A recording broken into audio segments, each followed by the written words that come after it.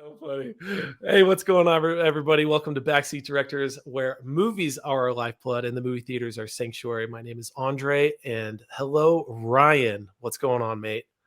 Hey dudes, glad to be back. How's it going? It's good. It's good. So being from America and you being from the UK, I don't know many people from the UK. Um, and it's my wife the other day, she saw me texting you, and then I said mate, and she's like, "Do you actually talk like that?" And it made me laugh so hard, man. It made me laugh so hard because I'm like, "Oh, he's from England. This is how they talk there. I feel like I should talk like." Well, it works, man. I've never looked at it and thought, oh, why is he talking like that? But you Oh, saying mate then sounded a bit weird. You had like in yeah. text form it works, but you literally pronouncing mate was just a little bit like you kind of were putting on some sort of like traditional London accent when you said that. Hey, Mate.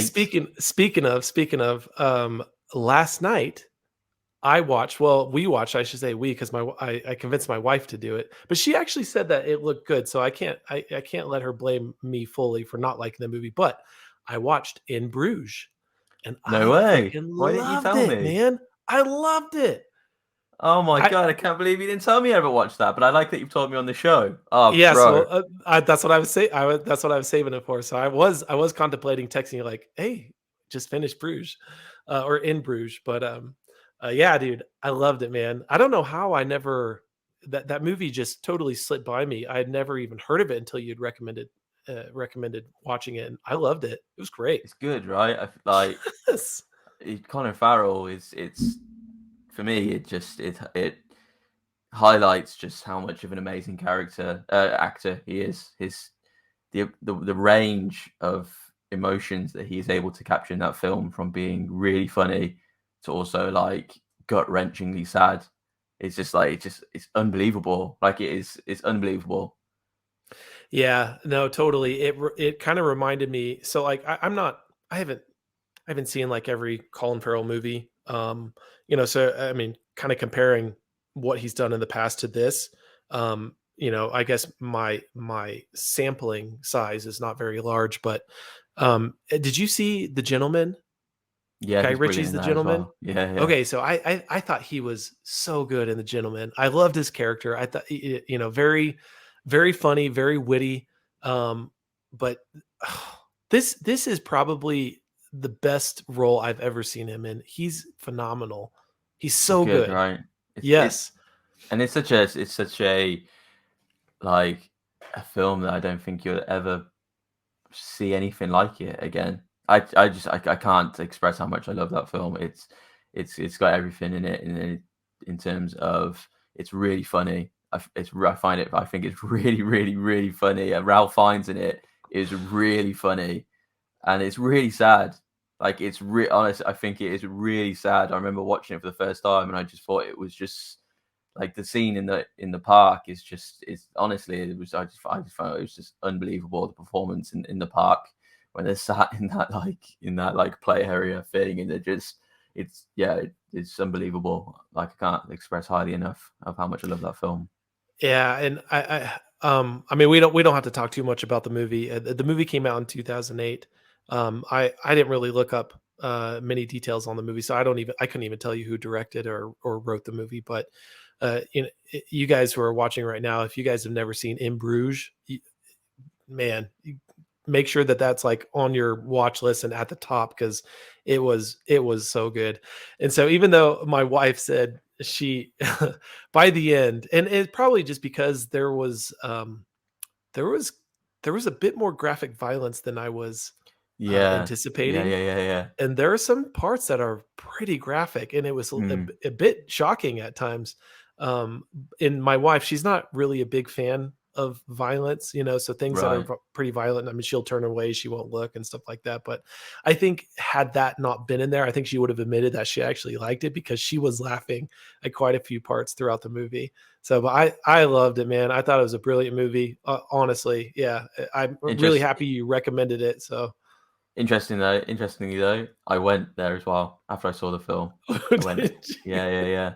I went, and it's brilliant. It's Is awesome. it I went like? and I I went and actually had a drink at one of the bars that they have a drink at, and everything. Saw the tower. We couldn't go up the tower because they were filming a BBC show there at the time. So they cut it all off. So that's a bit disappointing. But yeah, we went there and looked, and it was wicked. It was a really good trip actually. It was really enjoyable. So Is it just like they say in the movie? It's just like the most like kind of historically medieval town in Europe. yeah, it massively, yeah, 100%, like Mhm. the cobble streets and that. Like that's what he says, isn't it? The cobble streets and the swans and that.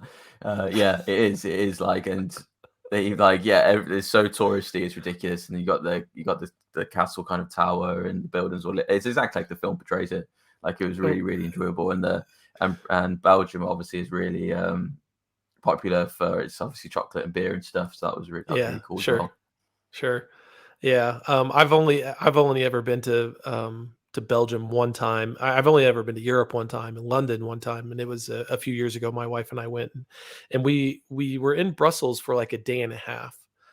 So we got to do like the bare minimum that you could do in a day and a half there. We just stayed one night, but no, going to Bruges, I think yeah, it's just see, this is stuff that you and I have talked about, just about making movies or telling stories that are very specific to the people and the place that the story is either located or about. And the more specific you get, the more detailed you get about a specific person or place, like the more interesting it becomes. Like I've never been Mm. to Bruges. I'm not familiar with Belgium hardly at all. And yet kind of like you watch a movie and it's about a place you've never been, and it kind of inspires you to go check out that place. Yeah, And I think that's yeah, no, that's just another element I think of great storytelling. But yeah, man, In Bruges is such a freaking good movie. I was kind of bummed because I couldn't find it streaming anywhere. And so I'm like, oh, it's like $15 buying it on iTunes. But I'm happy I spent those $15, man. It oh was wow, you great. bought it, Yeah. mate. That's Yeah. mega. That's so cool. Did you buy it in like HD, or did you get like a 4K copy, or No, do they so do a I 4K I copy? think so on iTunes, every movie that has been updated is updated. Right. So if there was a 4K digital copy, it would have been available on iTunes, but I'm pretty sure it was only HD. But but with a movie like that though, you know, I almost think having kind of a lower resolution actually adds to the effect of setting the mood within the movie itself. Because the film is the story is pretty tragic, and there's a lot of kind of heavy like a heaviness within the movie, and I don't know, I think it was Yeah, it but dude, was. I such a won't great go movie, into it's man. obviously too much because we'll have to discuss after. But yeah, it's a heavy. It is a really heavy film, and that's what I love about it is the contrast because it is hilarious. I would say it's in the top three funniest films. I could still quote it all the time and use gifs from it and stuff. Like it is genuinely a hilarious film. Like laugh out loud. But then like the darker elements to the film and the more serious tones to the film are Yeah, really like really heavy hitting. yeah, They're not just kind of undercurrents. It's a massive part of the film, and that contrast is and the way that it works is that yeah. contrast is just genius. And I mean, you who are watching this video right now, I know we're being pretty vague on what the movie's about, but I don't really want to talk about what the movie's about. I feel like if you go into the movie really not knowing anything, I think that's kind of the more optimal experience to have when watching In Bruges. So yeah, we watched that last night and it was a lot of fun, man. A lot of fun. I really liked it. But okay. Well, okay. Today's episode, Ryan, you suggested this a week or so ago that we talk about Avatar 2, the long anticipated sequels of James Cameron's uh, Avatar back in 2009. But before we get into that though, Ray, I think I think we'd be missing an opportunity if we didn't talk about the Oscars real quick. So right now we're recording on Monday. What is it, March 28th, something like that? And the Oscars just happened last night, Sunday night, in LA. So, Rye, you were most likely asleep when all of the drama was going down. But aside from a little Will Smith incident, do you have any takeaways from the Oscars, any of the category winners. Obviously, I'm sure you probably want to mention Hans Zimmer, but Mm. yeah, got Yeah, any I thoughts? know. Yeah, it's obviously really glad Hans Zimmer won it, even though, as I mentioned to you earlier, for me, it's a score that's very low down on the list for me in terms of my favorites from him. I prefer Zimmer's music where it's got a bit more of a kind of like a melody to it, and then it being kind of more um, like scene setting, noising and stuff like that. Like I don't feel like I had too much of that, so I was very happy for him. Shocked that it's obviously his only second win, when he's done so much great stuff before, but absolutely brilliant, and very thoroughly deserved. So that was really cool. I was also I was happy for Will Smith to finally get his recognition, but slightly disappointed because I like Andrew Garfield. Um, and I'd like to see Andrew Garfield win. But I feel like that will happen eventually at some point. Obviously, Will Smith's career has gone on for a very long time now, and I think that I'm glad that he's managed to finally get one before he like so far into his career, and that's actually happened for him. I think it's only a matter of time before Garfield gets his Oscar. To be honest, so sad it wasn't now, but I'm confident that will eventually happen. I asked you this, I don't know, a couple weeks ago, to list your top 3 or top 5 favorite Hans Zimmer scores. I don't know if you remember what your answers were, but because you and I, we were just talking about this just a little bit ago about, Zimmer winning. And in a way, and when I was looking at all the nominees, I don't think it was a particularly strong field for scores this year, you know. And so I think Dune was always at the forefront of winning best score, and so him winning it wasn't necessarily a surprise, um, but yeah, I agree. I don't think Dune is anywhere close to Zimmer's best work. And you said this is his second. I think the first one was for Lion King. So Zimmer, out of all the incredible work that he has done, the only time he has ever won an Oscar previously was back in 1994 or 95 whenever Lion King came out, which is crazy to think about. So I think my opinion for best Zimmer scores, and I should I need to be more conscientious of how I say this because I kind of get bugged talking about our subjective opinions on things like this, but saying the best instead of my favorite. So my favorite scores, and I think, and I just think about which Zimmer scores I listen to the most. But genuinely, my favorite scores, I would say number one is Man of Steel. Number two is Gladiator, and then I'd say number three is Interstellar. So, and it's kind of hard to think about really like putting these in order, thinking of like my top three because he is, I think, outside of John Williams, I think Hans Zimmer is probably, I think he's probably one of the most. Um, I don't know. I think outside of John Williams. I think he's the most talented composer that Hollywood has seen.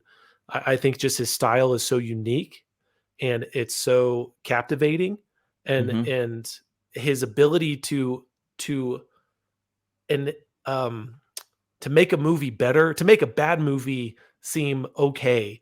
Like you and I, we talk a lot about the score for Dark Phoenix, which is not a good movie at all. But his score for that movie is incredible. And I mean, just Yep. thinking about or listening to his music in that movie almost makes me want to watch the movie.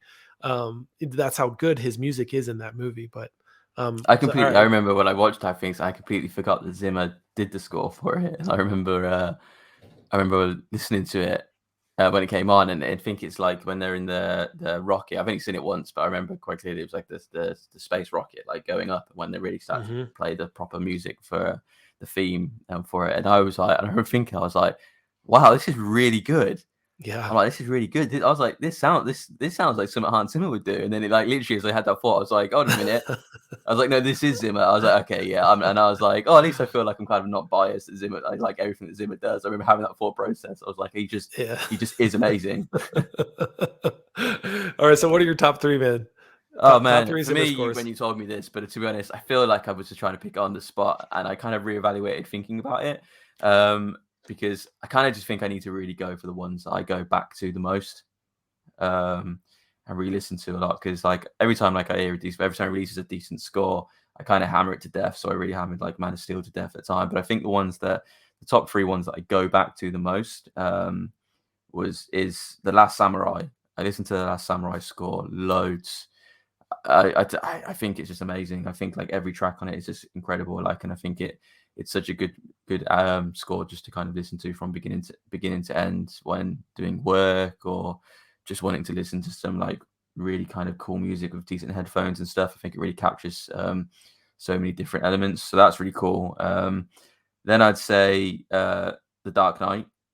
Hmm. Not sure if that's just because I love the film so much, maybe. But no, I love pretty much every track on the Dark Knight. Um, and then I'd probably say Lion King. I go back to Lion King a lot. I do really like the Lion King score. And I was really glad when they did the remake that they've obviously brought Zimmer back and he did the score, and it's kind of like a remastered version in a way. Like he kind of kept true to kind of what he originally created, but there's some new stuff in there and tweaks the tracks, which I thought was really cool. So I go back to that one quite often. So yeah, that's yeah. So Lion King, The Last Samurai, and The Dark Knight, I would say are my three probably favorite ones. The ones I go back to the most to listen to. Yeah, yeah. No, well, congratulations to Hans Zimmer. I mean, it's hard to disagree that it was not deserving. I think he probably should have won an Oscar for a few other films as well. But congrats, that's awesome. All right, man. So okay, so we're here to talk about Avatar. I'm curious though, Rye, because I kind of want to know what kind of sparked your interest in wanting to talk about this, seeming that Avatar 2 is not yet scheduled to release until December of later this year. So what were you kind of thinking I think it when you brought was up Avatar? because obviously the Adam project's just been released, which I thought, just a quick review. I liked that film. I thought it was decent. I enjoyed Same. it a lot. Um, there's obviously been a lot of press around Zoe Saldana doing interviews mainly for Entertainment Weekly, and she spoke and I caught a couple of interviews, a couple of snippets of the interview was one her talking about James Cameron kind of teaching her how to run on set of Avatar and stuff, and then she obviously did another interview talking about her watching the first few minutes of the film and stuff, which I think we'll dive into a bit later. So that kind of is what sparked that kind of thing of, yeah, that's out this year. I remember looking and thinking, oh Jesus, that's out this year. We haven't had a trailer. Why isn't no one talking about it? So I thought, maybe why don't we start talking about it? Because it's like the Avatar's the biggest film ever. Like, I know the things keep on moving around on that box office thing, but it held that spot for a very long time. And that, as in the top highest grossing film of all time, it's held that for a significant amount of time as well. And so I can't understand now why it's not really being spoken about much when it's out this year. So I thought, why don't we get that conversation going? Yeah. Well, to kind of answer or maybe give some insight as to why maybe people aren't really talking about Avatar 2 quite yet, is because there's been little to no marketing whatsoever from Disney on this movie, which is it's a little bit confusing, honestly, because I have no doubt that there are hundreds of millions of dollars being spent on not just Avatar 2, but there are 4 planned sequels, which is crazy to think about. And these are not, they're not going to be, I know Avatar 2 and 3 are being filmed simultaneously. And then I think they'll film 4 and 5 simultaneously as well. But they're not going to release these movies back to back, kind of like how Lord of the Rings, it was like every Christmas for 3 years, you got each Lord of the Rings movies. This is going to be every 2 years. So Avatar 2 comes out this December. Avatar 3 won't come out until December of 2024. So, dude, that means we're going to be getting Avatar sequels from now until 2028. Wow.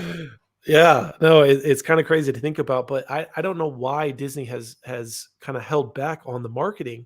Like if you think about when they started advertising for The Force Awakens, the first teaser that we got for The Force Awakens came out, I believe it was the day after Christmas of 2014, or sorry, the day after Thanksgiving in the U.S. In 2014. So 13 months before the movie release, we were already getting footage and teasers of the movie. And here we are. It's the end of March of the same year that Avatar comes out, and there hasn't been a single teaser whatsoever. We're finally starting to get some images, but the images that we're getting are like behind the scenes photos that we'll show you guys here in just a second.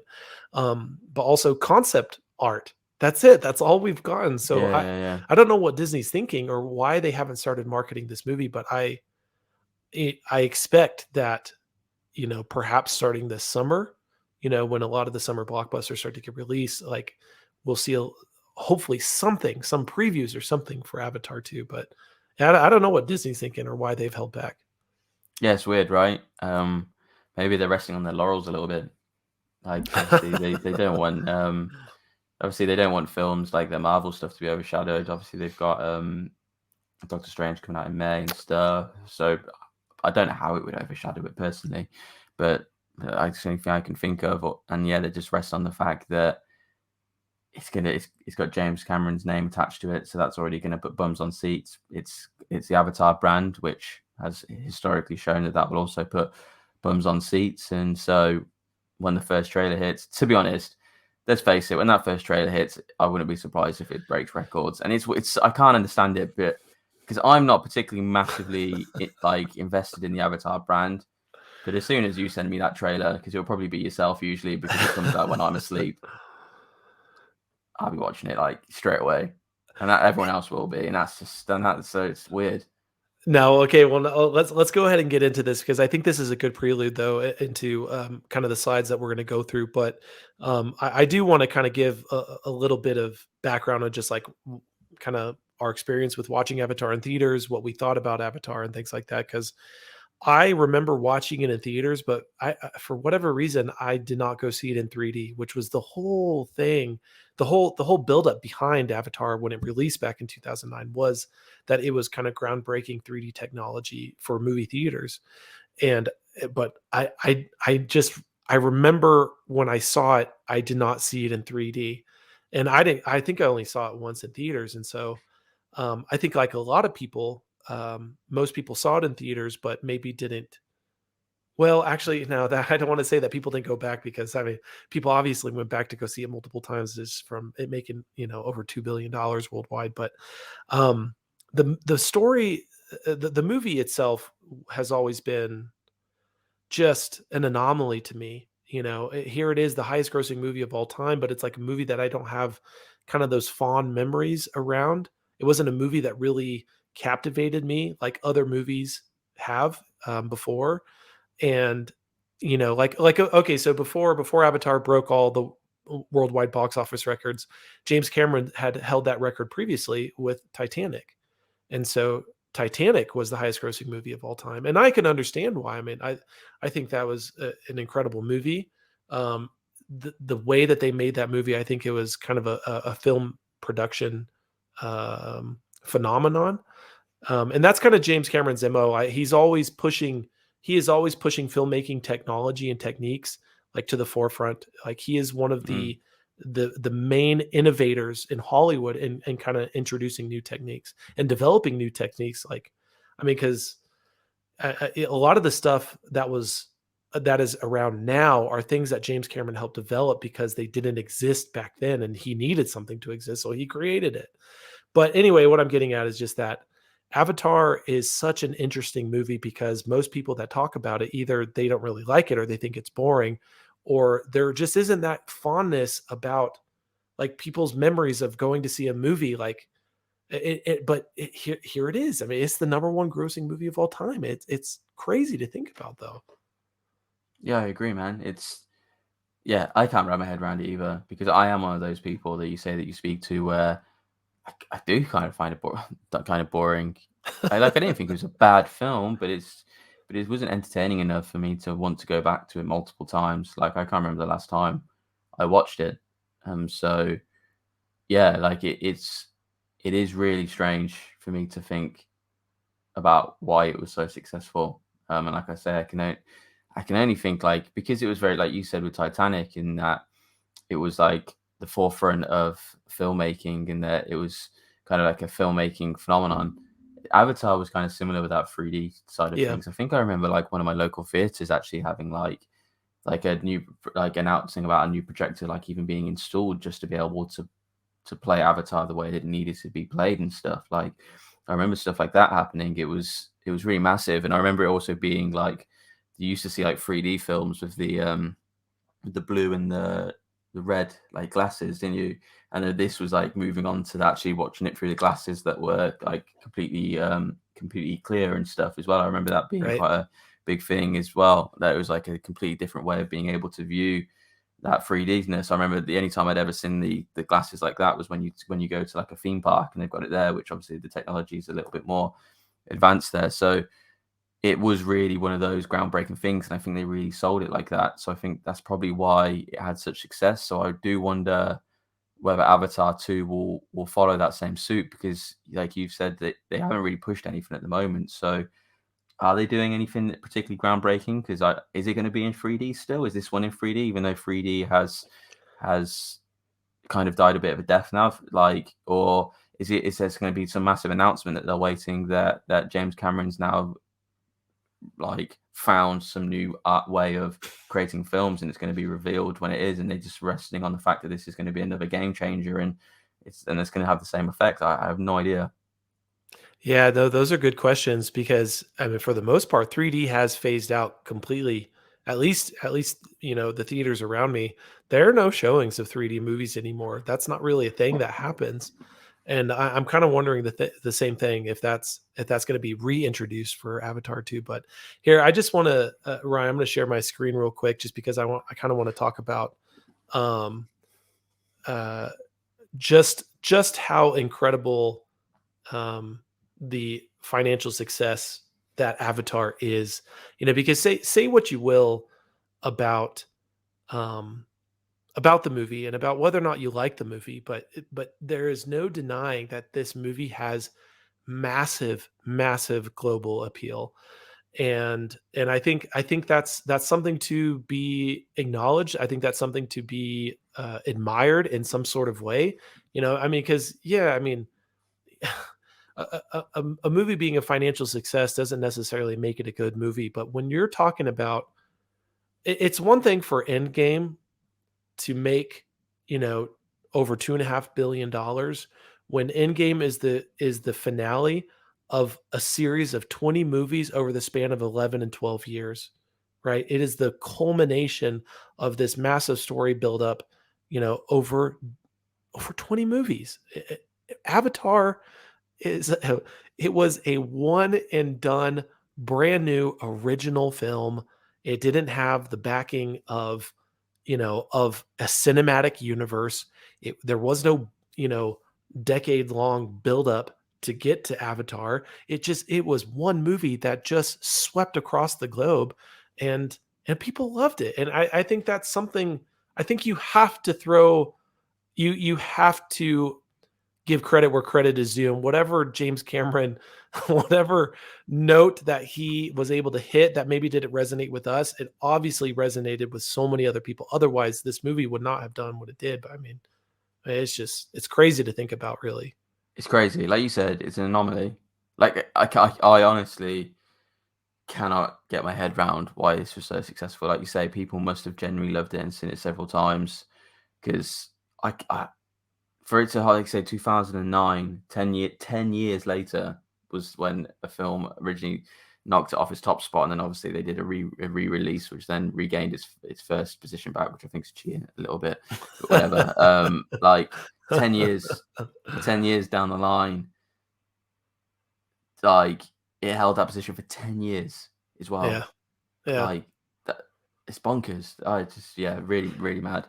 Obviously, we're not taking into account inflation. I mean, if you were to do inflation, I believe Gone with the Wind, Yeah, from 80 years ago, still holds the number one position if you count for inflation. We're not going into that kind of much detail right now, but I mean, it's funny that you say, maybe it was a little bit cheating by Avatar to be re-released because their re-release in 2019, it was only re-released in China, so it wasn't re-released anywhere else. It was just China, But Avengers Endgame, if you remember, though, they did a re-release where they were like, "Oh, we have these deleted scenes that you can Oh go yeah, watch," But they with were like, the they were Hulk, and like it was previs. They rubbish. weren't even completed scenes. They were just like, "Here's some added footage that we never finished, but here, go see the movie again." Oh, and they added was that did they add Spider-Man Far From Home clip onto that as well?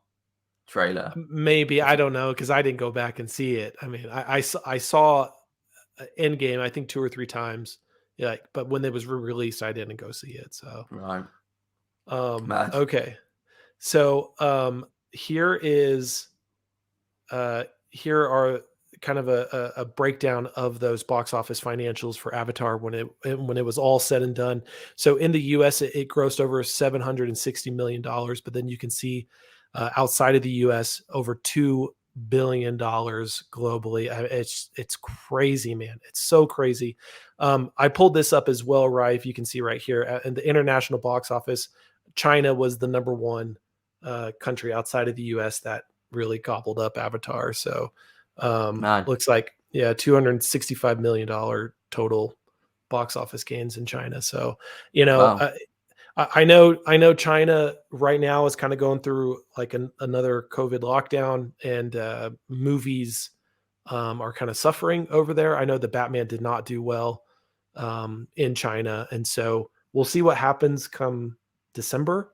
If kind of the world at large will have settled down, somewhat, and theaters are kind of open everywhere, and see what Avatar 2 does, because man, yeah, I think it's going to be crazy. But okay, so um here is going to be kind of our main discussion of Avatar right here. But as Bryce said, that there was this article that came out from Entertainment Weekly, and they kind of had an exclusive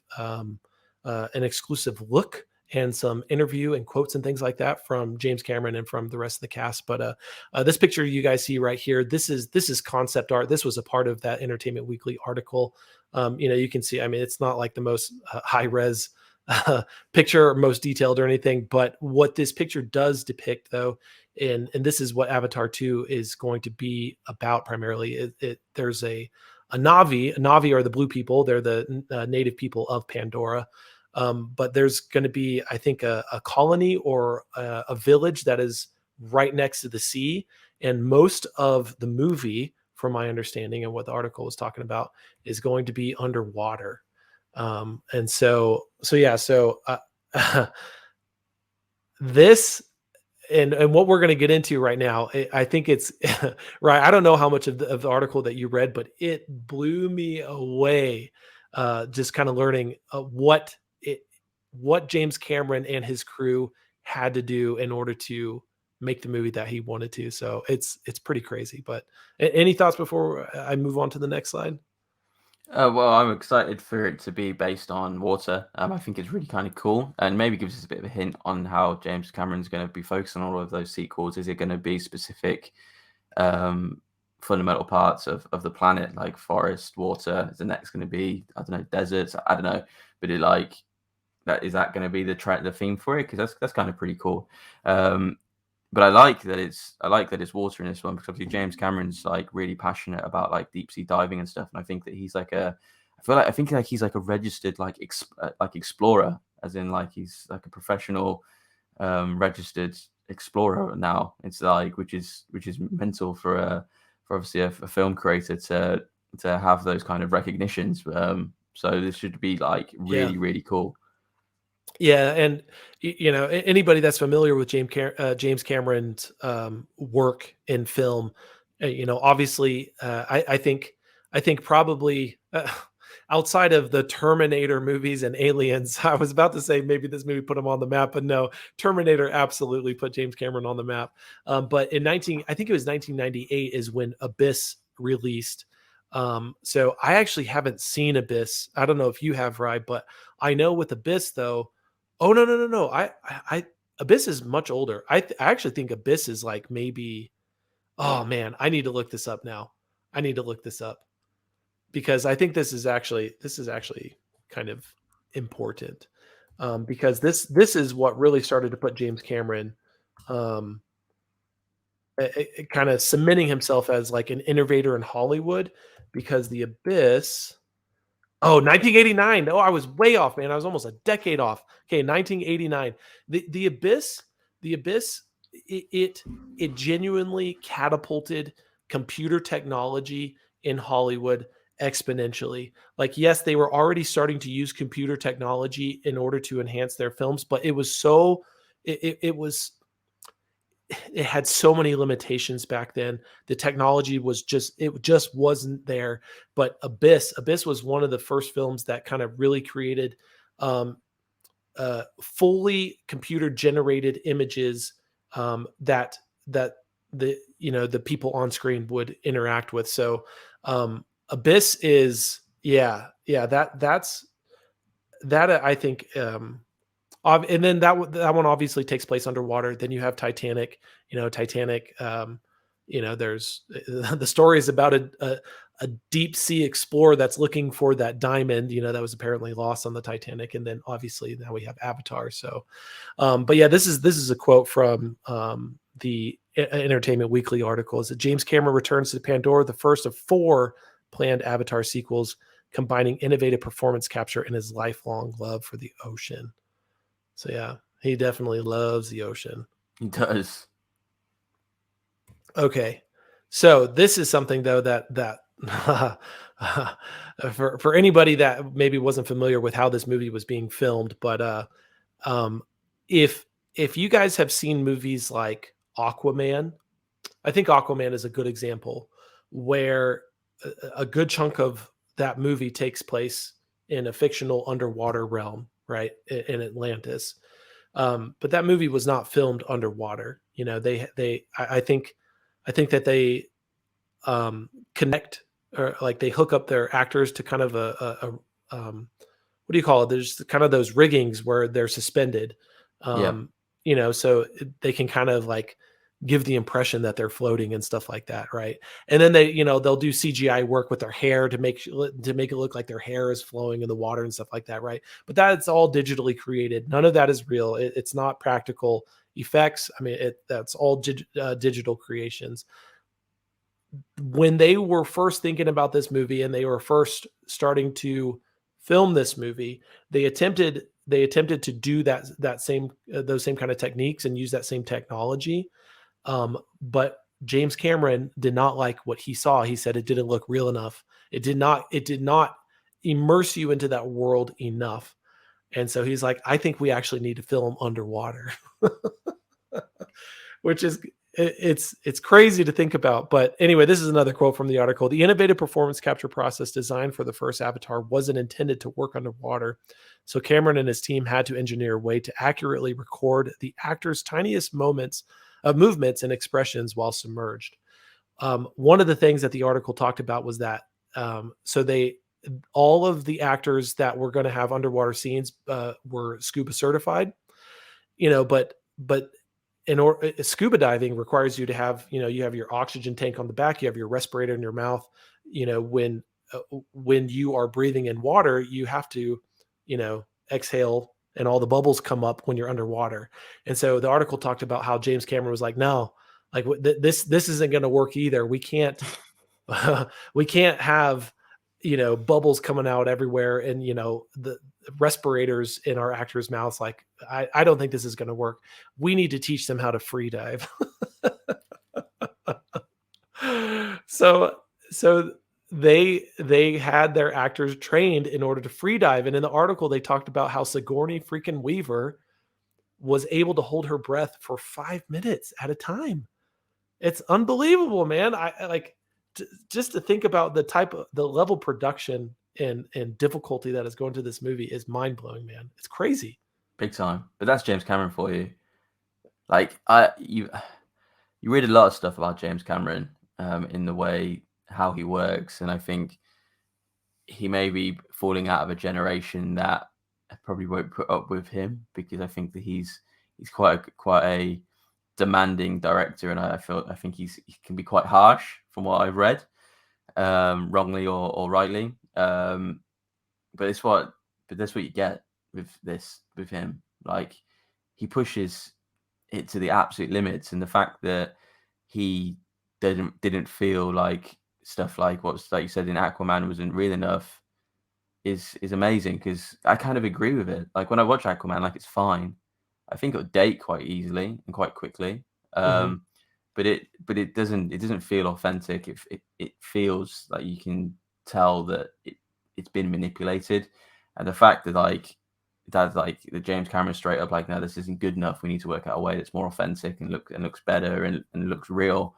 It's like, it's brilliant. It's like it's what makes him the best, and that's why he's getting away with being able to do as many films as he wants, and he gets this massive budget because he is the best. He pushes everything to its absolute limit to make sure that that film is as best and as accurate and as detailed as possible. And so for me, it sucks for the actors, but this sort of stuff is music to my ears. So, when you mentioned that maybe, maybe, because he demands the best, that, maybe he doesn't get along as well with, like, his crew or the actors or something like that, or that he comes off harsh.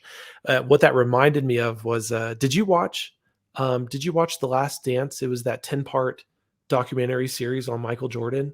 It came Yeah, out yeah, during the yeah. the pandemic. Amazing. One of the best Yeah. documentaries ever made. Okay, so Michael Jordan obviously is regarded as the best basketball player ever. Okay, and in the documentary, though, they're not just interviewing Michael Jordan; they're interviewing a lot of his old teammates. And one of the common things that every single one of his teammates talked about was how much of a freaking a-hole Michael was, and that he was ruthless in practice, and he was not nice, and he wasn't necessarily looking to be your friend, and he demanded perfection from you. And say what you will about that kind of behavior, or, like, if whether or not you like interacting with people like that, but the results speak for themselves. I mean, 100%. You can't fault the results. And that also reminds me of, do you remember back when they did, what was the last Terminator called? Terminator, what was it oh, that Tim dark Miller did? dark fate. It's Dark fate. awful, Yes, but it it's is. awful because, oh, I don't know it's because, but I remember reading that Tim Miller coming out and saying that he's never going to work with James Cameron again. I remember him saying that it was the worst experience of his life, and that they just, like, he says that he hated working for James Cameron and stuff. And so I wouldn't be surprised if that's why the film was one apart so bad, because obviously if there's both co-creators kind of weren't getting on, then that just sounds like a mess to me. But I remember reading it, and obviously this was a long time ago, so sorry, audience, don't quote me too much on this. You have to find it. But I remember him very much just really saying that he just did not enjoy working with James Cameron, and the kind of level of control that James Cameron was trying to put on a film that he was directing, for example, and stuff like that. And for me, like, I just read that and I just thought, like, shut up, man. Like, honestly, I was like, you did Deadpool, and yeah, Deadpool was great, even though, like, it was pretty much all Ryan Reynolds in that film. Like, that makes it special personally for me. Like, that's all you've done, man. That's all that's really that is significant in your career. And now you're now out. Now you're now there bitching about that you don't like working with James Cameron. You don't want to work with him again, like, because he was a control freak. Like, let him be a control freak. Like, look at what he does. Look at where James Cameron's going to be, and look where he's going to be. Yeah.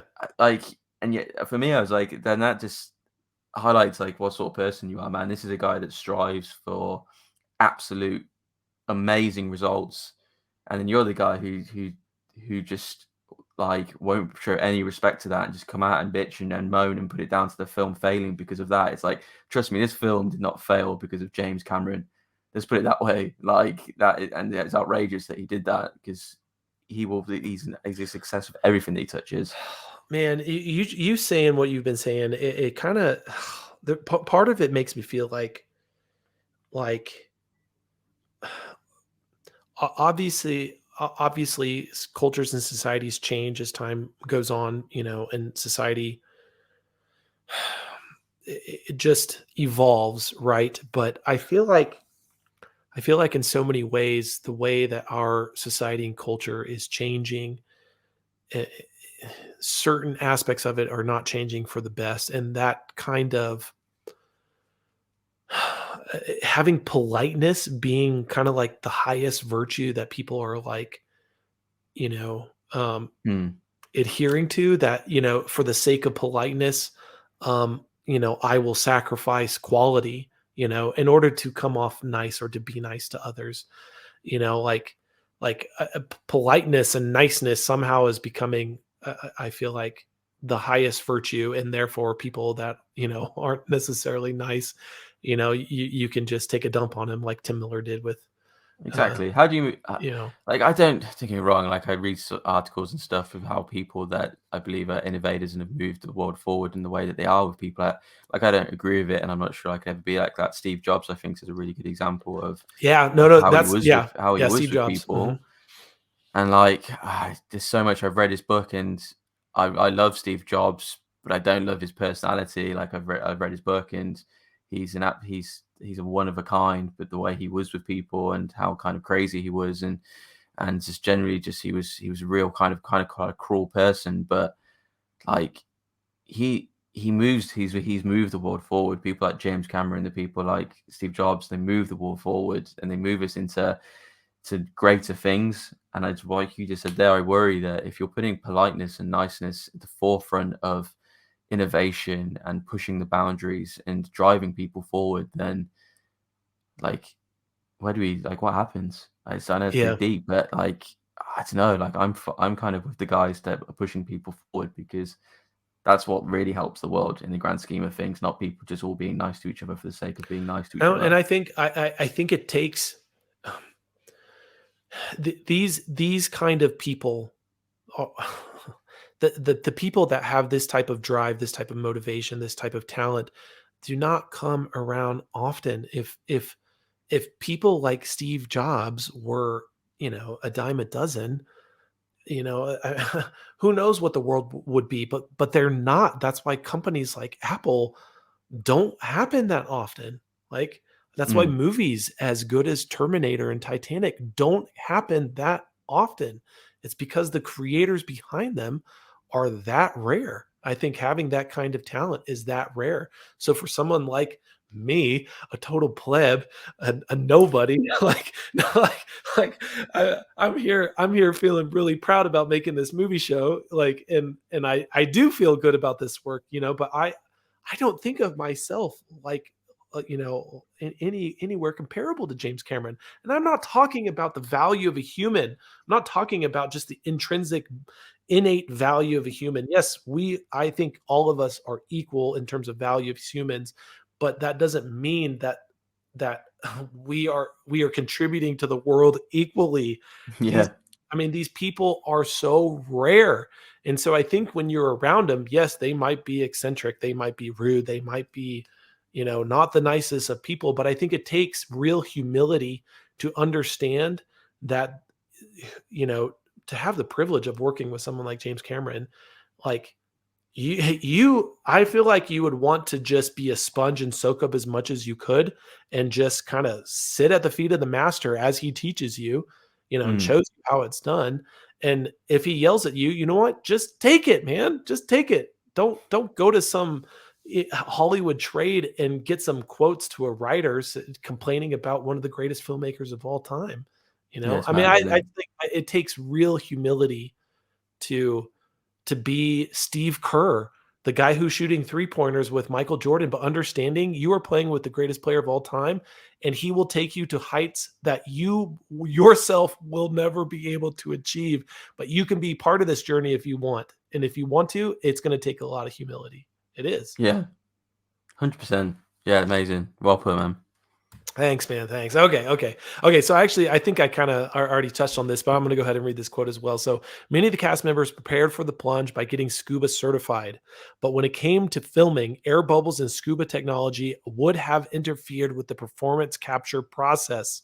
So each actor had to train with professional divers until they could free dive, holding their breath for minutes at a time.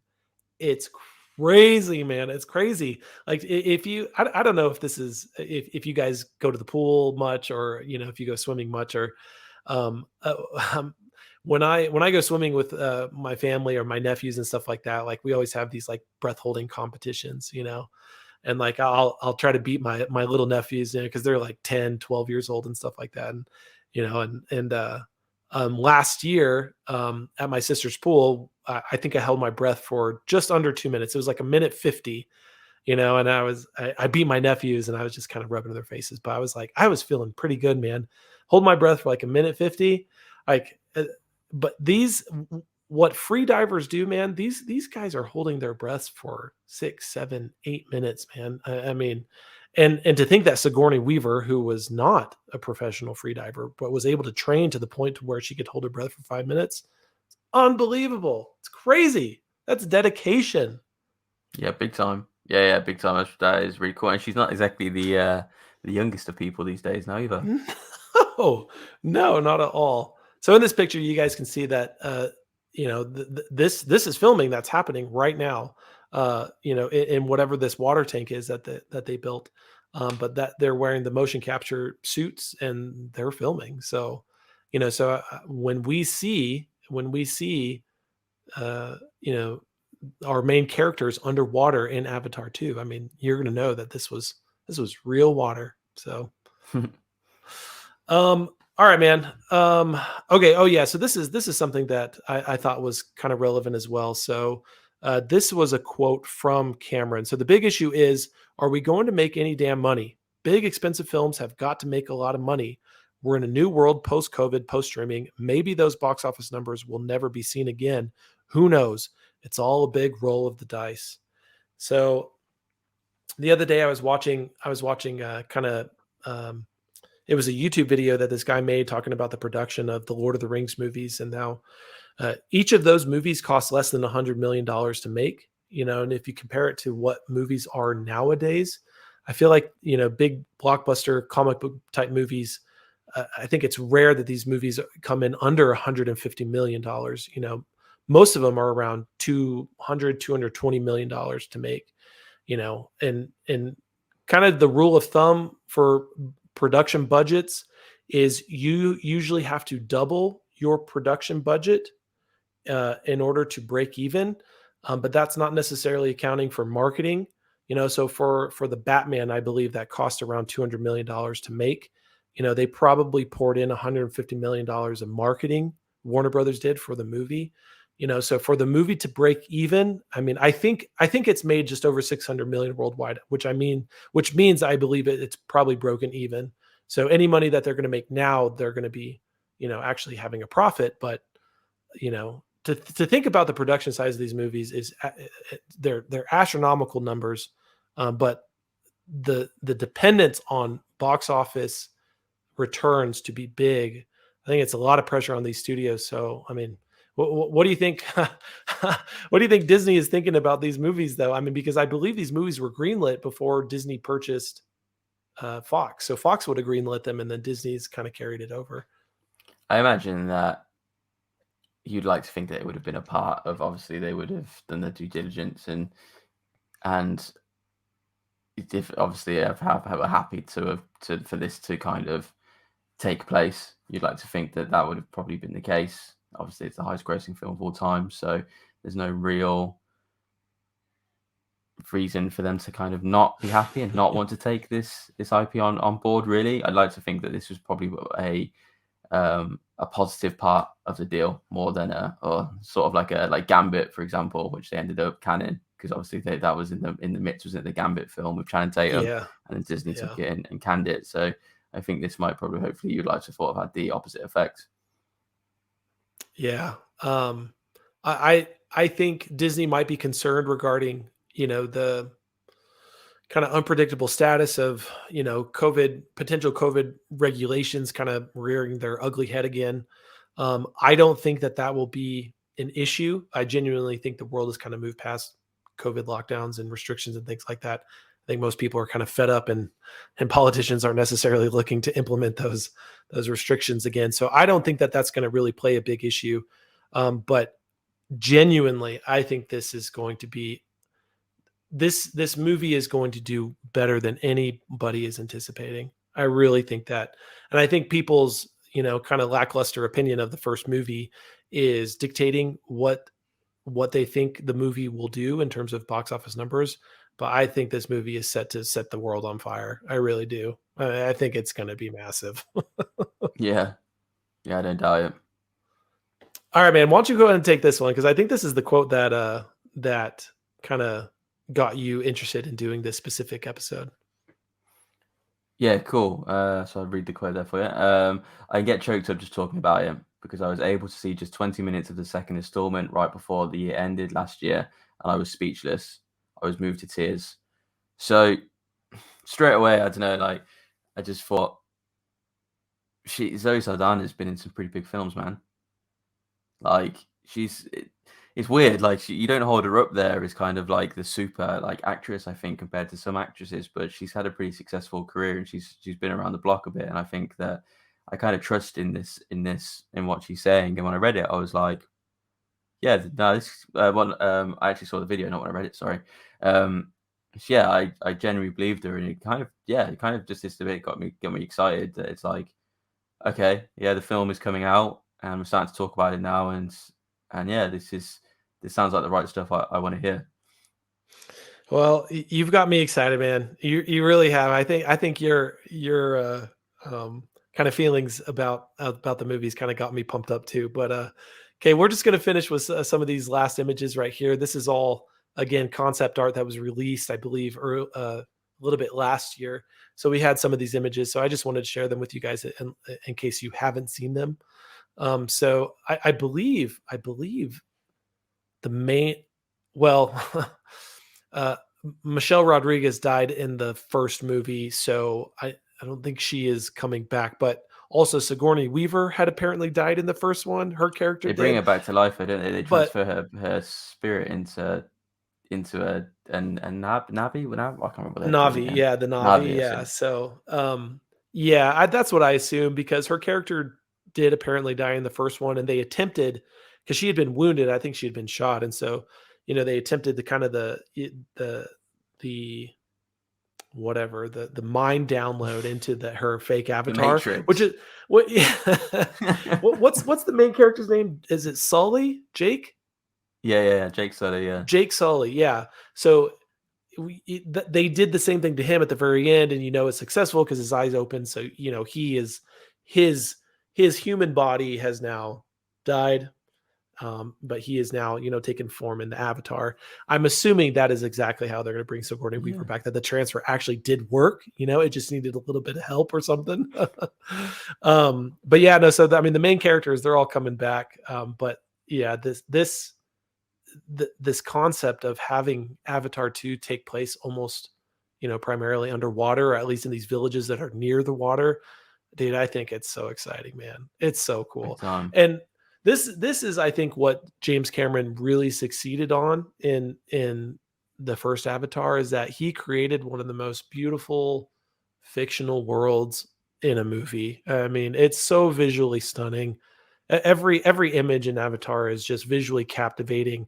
And so to think what he will be able to do 13 years later is just yeah, it's going to be cool. Yeah, it's gonna be big time. Cool. So this is the last image right here. So, all right, Ryan, you want to, you have any closing remarks, anything else you want to say before we close out today's episode? No, man, just enjoy talking about this film. I think it's got some good hype going on. And yeah, I'm hoping that we start seeing some more stuff soon so we can get a little bit more excited about the film. But I don't think that'll happen until maybe after probably Doctor Strange, to be honest. Oh, well, actually, now that you mentioned it, that is, I think that is when we will see our first glimpse of Avatar 2. I think that was just announced just a few days ago that, Yeah, it was actually. That's weird. You sent me that, so I was just subconsciously giving that news. yeah. So if you guys go see, um, Doctor Strange, Multiverse of Madness in theaters, get ready to see the first look at Avatar 2. So, yeah, right. I'm excited. I think Avatar 2 is going to be a lot of fun. I really do. I think, coming out in December or around Christmas time, I think it's the perfect time. It's the perfect time. So, but yeah, viewers, go ahead and let us know what you guys think of Avatar 2 coming out. Let us know if you're excited about it. If it's something that you guys have been looking forward to, send us your comments or question as well. And don't forget to like and subscribe. But thank you all for watching the latest episode of the Mega Movie Show. On behalf of Ryan, I'm Andre, and we'll see you guys later.